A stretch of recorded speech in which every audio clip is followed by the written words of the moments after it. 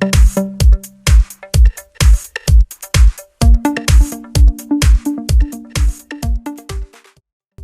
I have Honor 8X and let me show you how to change language on the following device. So at the very beginning, let's start by using your home screen. Find and select the settings. Here you need to scroll down in order to choose System. Select here the language and input, choose language, and here you should find your current language.